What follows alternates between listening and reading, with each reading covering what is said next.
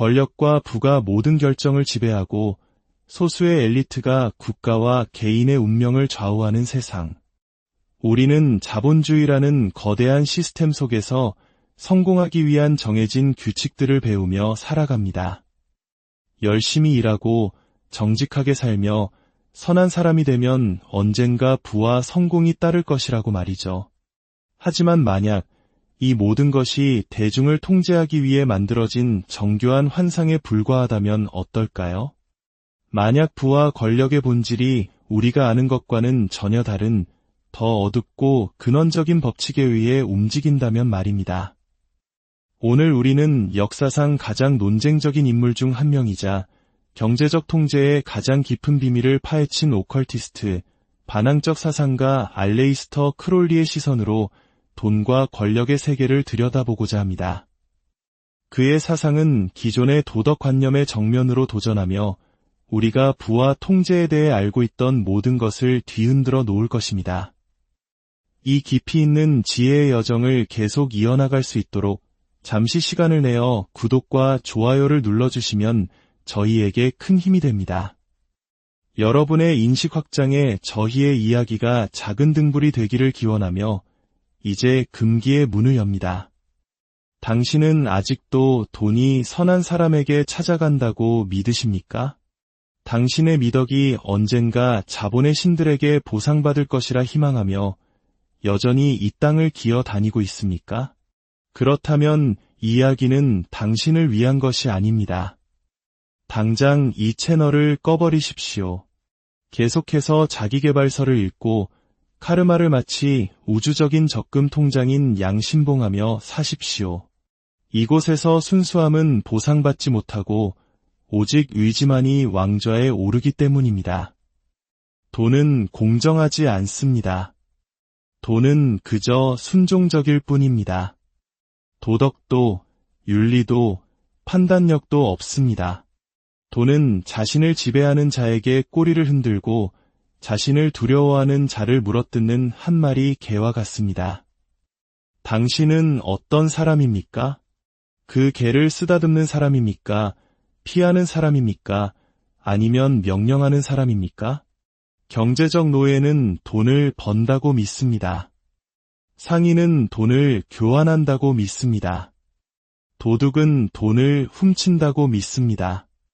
그러나 마법사, 진정한 각성자, 저주받은 자는 돈이 창조된다는 것을 압니다.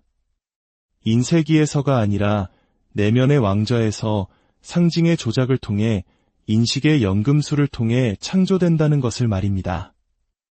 이 이야기는 당신을 교육하기 위함이 아닙니다. 당신을 재프로그래밍하기 위함입니다.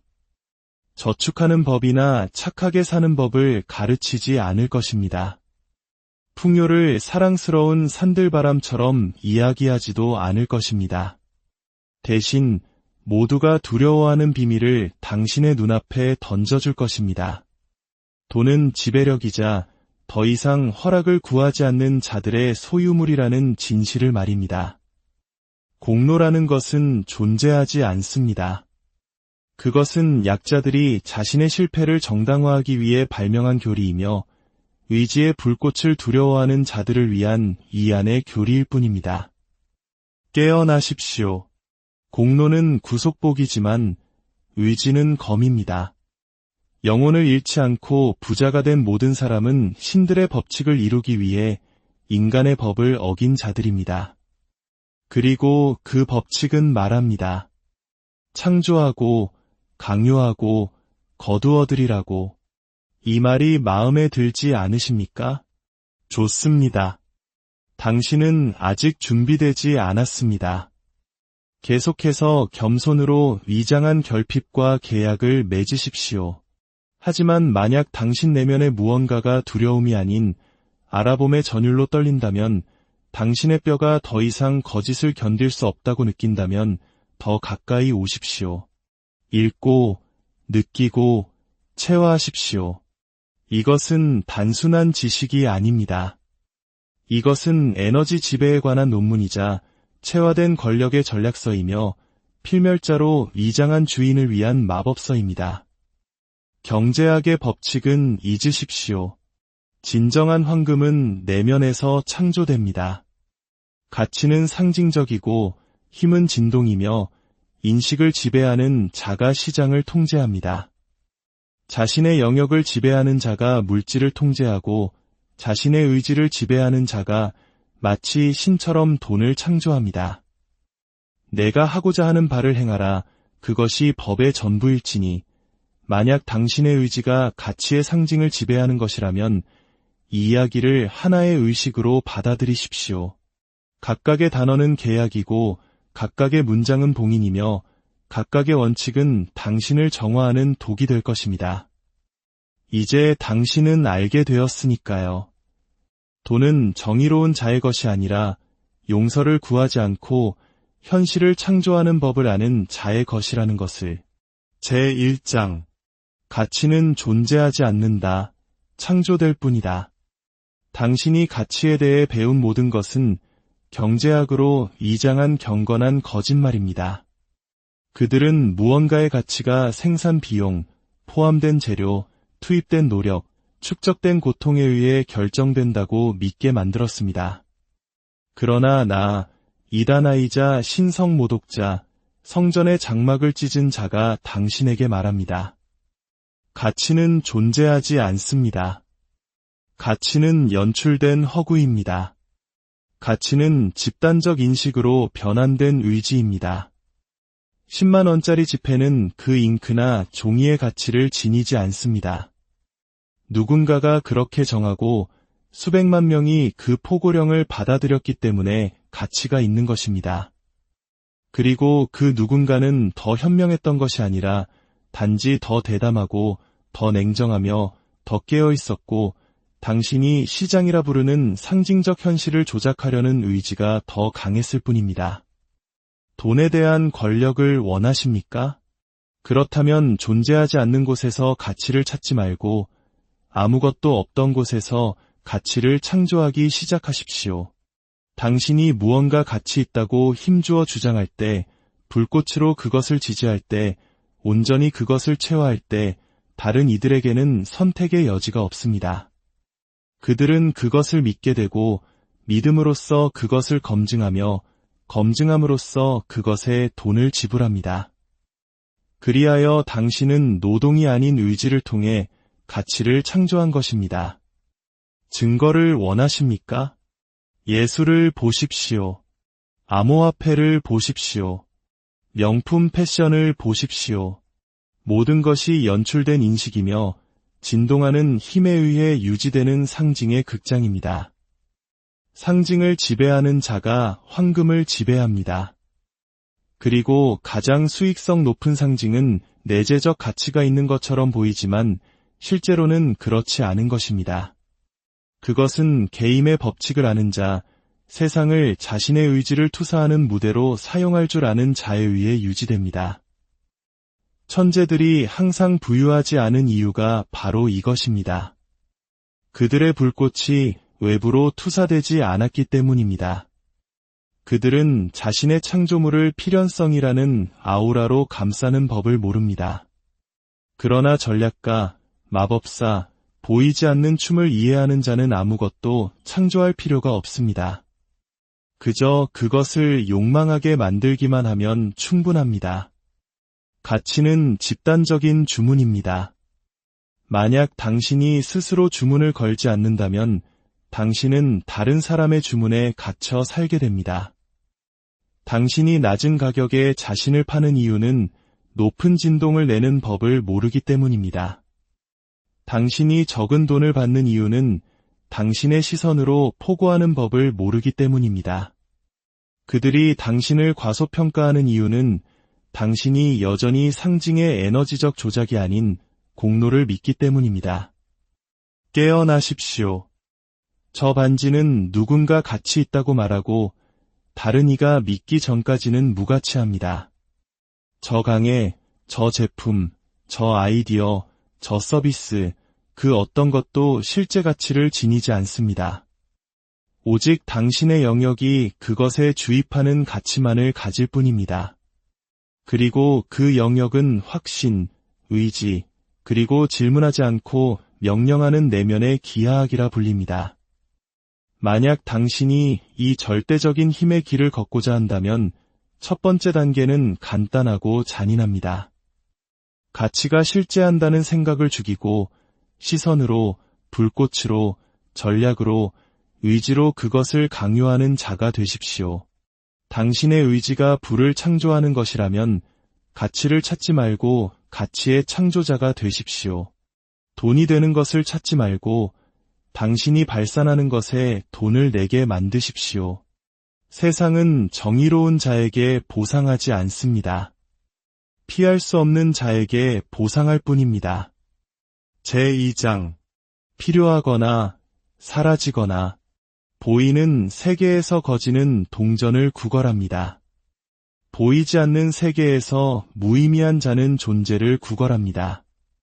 둘 다 길을 잃었고 순수한 의지와 순종적인 형태로 이루어진 이 우주에서는 오직 필요한 존재가 된 자만이 살아남는다는 것을 잊었습니다. 나머지는 무속으로 용해될 뿐입니다. 당신이 현명하든 재능이 있든 고귀하든 깨달았든 상관없습니다. 만약 당신이 필요하지 않다면 당신은 잊힐 것입니다.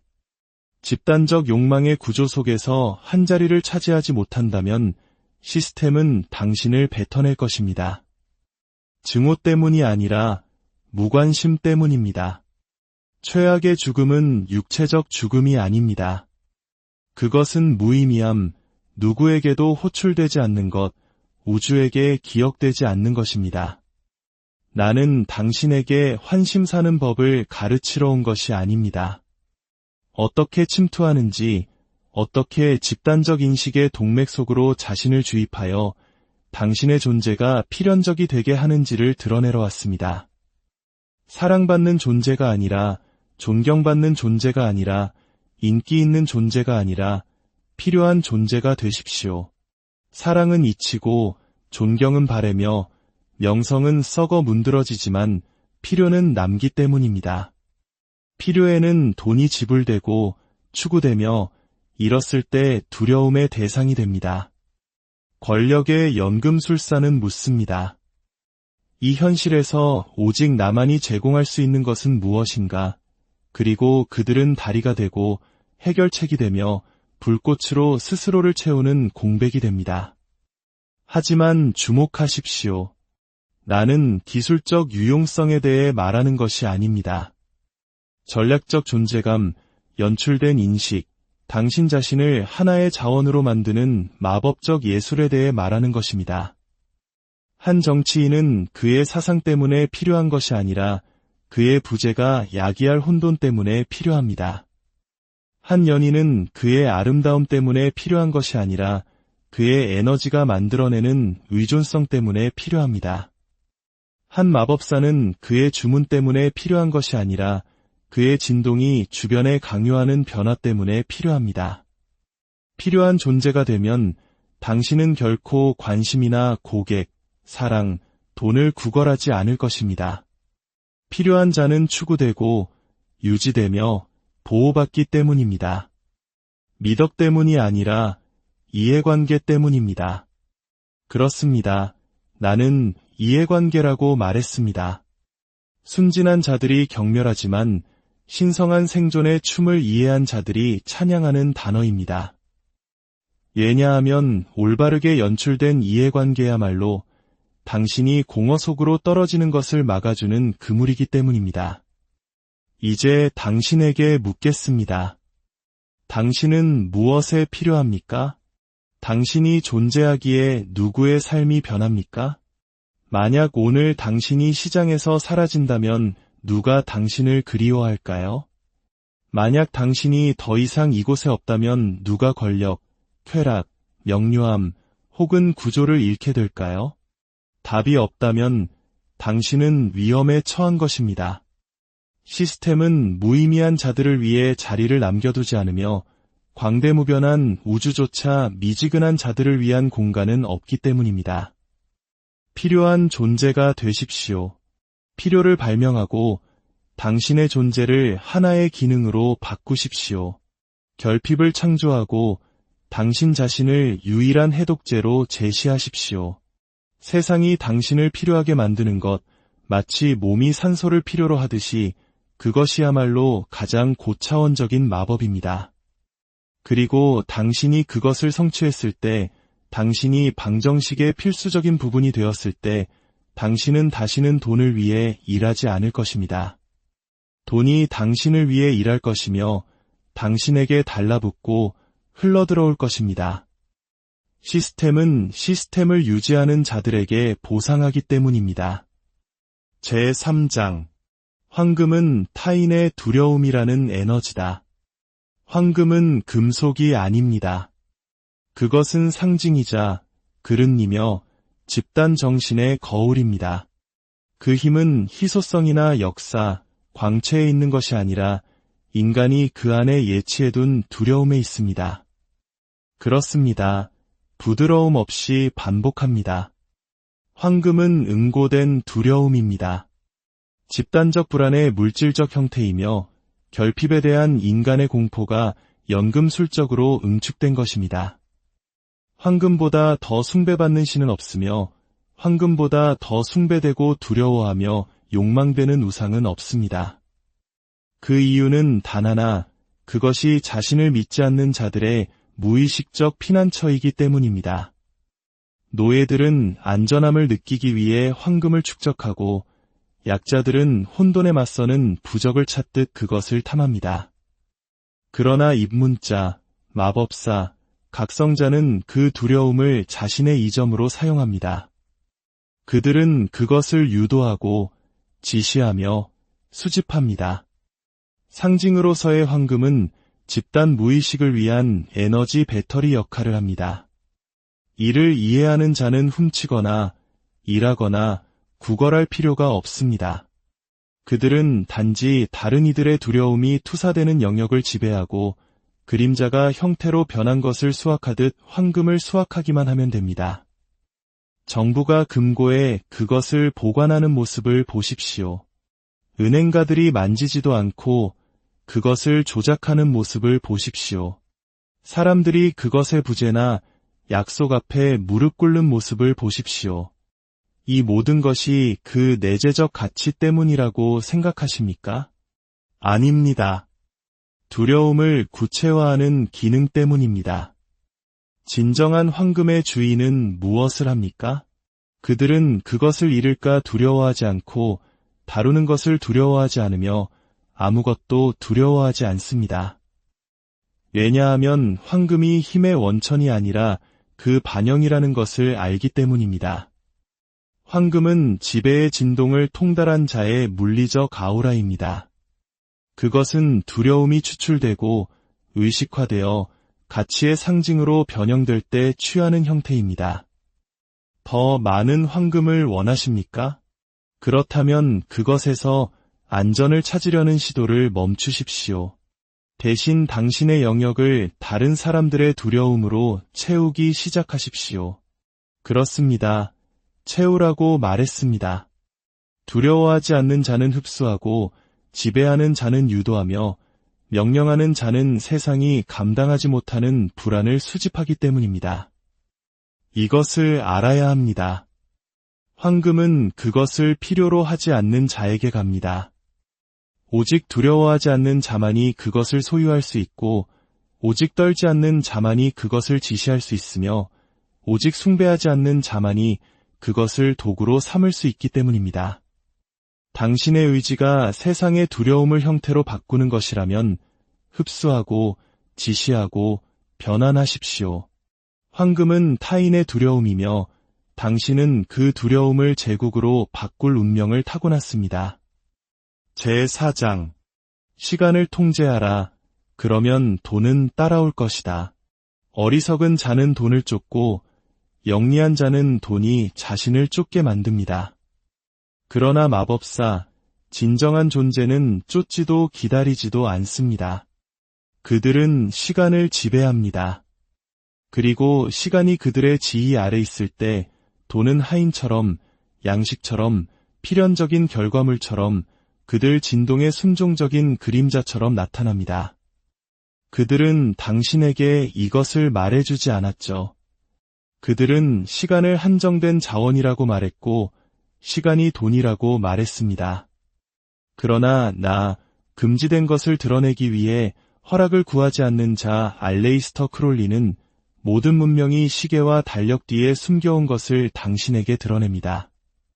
시간은 노예이며 그것을 다스리는 자는 그 안에 사는 모든 것, 즉 돈, 풍요, 당신의 경제를 지배한다고 믿는 시스템을 포함한 모든 것을 다스립니다. 시간은 선형적이지도 외부적이지도 않습니다. 시간은 유연하며 당신의 개인적인 노예입니다. 당신이 가축처럼 시간을 측정하는 한 당신은 다른 사람의 들판에서 사료로 남을 것입니다. 시간을 통제한다는 것은 무엇을 의미합니까? 그것은 당신이 시간의 속도, 빈도, 구조를 결정한다는 뜻입니다. 시계가 말하는 것이 아니라 당신의 영역이 발산하는 것이 말입니다. 시간은 존재감 앞에서 휘어지고 짙은 진동 앞에서 늘어나며 절대적인 명료함 앞에서 가속되기 때문입니다. 가난한 자들은 다른 사람의 시간 속에서 삽니다. 그들은 지시받을 때 일하고 요구받을 때 전달하며 다른 사람의 시간적 틀 안에서 생산합니다. 그리하여 그들이 버는 돈은 그들의 것이 아니라 그들의 임무에 대한 대가로 빌린 것입니다. 마법사는 시간을 황금과 교환하지 않습니다. 그들은 방향을 현현과 교환합니다. 그들은 주파수를 발산하고 현실은 접힙니다. 노력을 해서가 아니라 시계에 복종하지 않고 그것을 지배의 메커니즘으로 바꾸기로 결정했기 때문입니다. 진정한 시간은 내면에 있습니다. 당신이 중심에서 그것을 구조화할 때, 당신의 의제가 아닌 당신의 축에 따라 살 때, 매 순간이 의도적인 창조의 한 줄이 될 때, 우주는 당신이 한때 쫓았던 모든 것을 가져다 줄 수밖에 없을 것입니다. 당신이 이제 맥박이자 척도이며 심장박동이기 때문입니다. 돈이 당신을 쫓게 하고 싶습니까? 그렇다면 당신의 시간을 파는 것을 멈추고 당신의 영향력, 구조, 진동에 대해 값을 매기기 시작하십시오. 시간은 관리되는 것이 아니라 다시 쓰이는 것입니다. 그리고 당신이 매 순간을 기다리는 시간이 아닌 하나의 주문처럼 살 때 당신은 시간을 다시 쓰는 것입니다. 시간이 없어 라고 말하는 것을 멈추십시오. 그 문장은 노예의 계약입니다. 대신 이렇게 말하십시오. 시간은 내 것이다. 시간은 내 존재감에 굴복하며 돈은 내가 때가 되었다고 결정할 때 도착한다. 제5장 정의로워지지 말고 필연적인 존재가 되어라. 정의는 약자들을 위한 이상이며 권력을 가진 자들을 제어할 힘이 없는 자들이 발명한 구조입니다. 당신은 정의로워지기 위해 온 것이 아닙니다. 당신은 불꽃이 되고 필연성의 화신이 되며 이해받지 못하더라도 무시할 수 없는 힘이 되기 위해 왔습니다. 모두에게 정의로우려는 자는 결국 모두에게 이팁니다. 모두를 기쁘게 하려는 자는 결국 텅 비어 승인을 구걸하게 됩니다. 그러나 필요한 존재, 축이 되고 지지대가 되며 무게중심이 되는 자들은 아무것도 요구할 필요가 없습니다. 모든 것이 그들에게 주어집니다. 정의는 의견이고 필요는 구조입니다. 정의는 판단이고 필연성은 자력입니다. 정의로운 자는 인정을 요구하지만 필요한 자는 존재감을 명령합니다. 만약 당신이 여전히 세상이 당신의 선함을 가치 있게 여겨주기를 기다리고 있다면 당신은 이미 진 것입니다. 황금은 미덕에 보상하지 않습니다. 황금은 대체될 수 없는 자에게 복종합니다. 필요하다는 것은 역할이 아니라 진동입니다. 자신의 부재가 재앙이 될 것임을 아는 자의 주파수입니다. 너무나 많은 현실의 층에 자신의 존재를 엮어놓아 모든 것이 흔들리지 않고서는 제거될 수 없는 자의 주파수입니다. 이것은 어떻게 달성될까요? 완벽함이나 겸손, 복종을 통해서가 아닙니다. 그것은 존재감, 증폭된 유용성, 협상 불가능한 힘, 개임에 대한 통달을 통해 달성됩니다. 도덕은 말합니다. 선하기 위해 정의로워져라. 마법은 말합니다. 영원하기 위해 필요해져라. 유용한 것만으로는 충분하지 않습니다. 당신은 필연적이고 피할 수 없으며 대체 불가능해야 합니다. 이것은 상냥하게 굴어서 얻어지는 것이 아니라 정확하고 빛나고 깨어있으며 사회적 가면을 초월하는 목적으로 충만할 때 얻어집니다. 당신의 의지가 아무것도 요구하지 않고 시스템에 의해 부양되는 것이라면 시스템이 되고 구조가 되며 살아있는 필요가 되십시오. 당신이 그렇게 되었을 때 어떤 도덕률도 당신을 건드릴 수 없으며 어떤 황금도 당신의 발 앞에 엎드리지 않을 수 없을 것입니다. 결론, 돈이 되지 말고 돈 그 자체가 되어라. 당신은 돈을 찾고 축적하며 마치 병 속에 바람을 가두려는 듯 붙잡으라고 배웠습니다. 그러나 그것은 거대한 실수였습니다. 돈은 소유되는 것이 아니라 화신하는 것입니다. 돈이 결코 당신을 떠나지 않기를 바란다면 그것을 소유하려는 것을 멈추고 그것이 되기 시작해야 합니다. 진정으로 황금을 지배하는 자는 누구일까요?